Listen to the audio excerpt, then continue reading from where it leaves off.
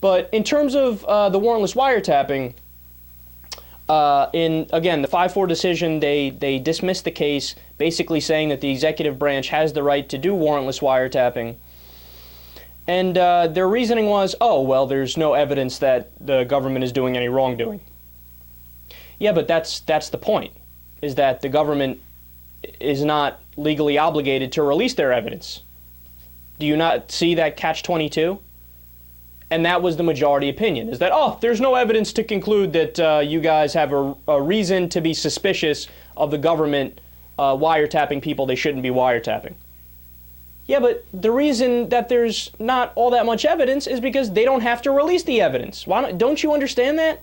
And all that they're asking for in the case, it's not like the challengers are saying, hey, you're not allowed to do any wiretapping. No, the whole idea is, sure, you're the executive branch. You can do whatever kind of wiretapping you want to do as long as you get a warrant first, right? And you can't use the excuse, oh, but that's cumbersome and it takes time and we might not get it in time and yada, yada, yada. All it takes is a fucking phone call. And a judge can hear your evidence over the phone and say, okay, go ahead, you have the ability to do it. It's a minimal amount of oversight. It's not asking for a lot. And one of the main reasons why this was an issue is that there's been multiple reports in the press going back years now, right? Even during the Bush administration and on forward, where the press has reported on instances where people were getting spied on that had nothing to do with terrorism and never were engaged in any wrongdoing and had no reason to be spied on. So not only was the decision a little bit of a catch-22 in the sense that they're saying, oh, you don't have evidence. Meanwhile, that's the whole point, is that the government is withholding the evidence, right? But also, they did dismiss a certain amount of evidence. And in fact, I think who was it, Justice Breyer?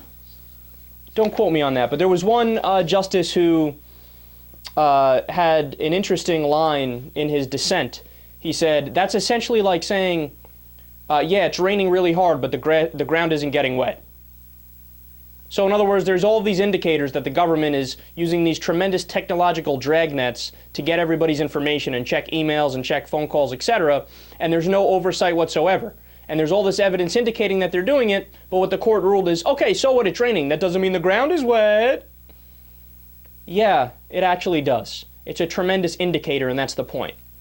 See, that's the thing, is it's so amazing and so curious that a supposedly conservative court just ruled in favor of the executive branch being more authoritarian. But the whole original idea of conservatism was supposed to be about small government, supposed to be about getting government out of our lives. So if you want government out of our lives and you want to limit government, why should they have the authority without any oversight whatsoever to spy on any American?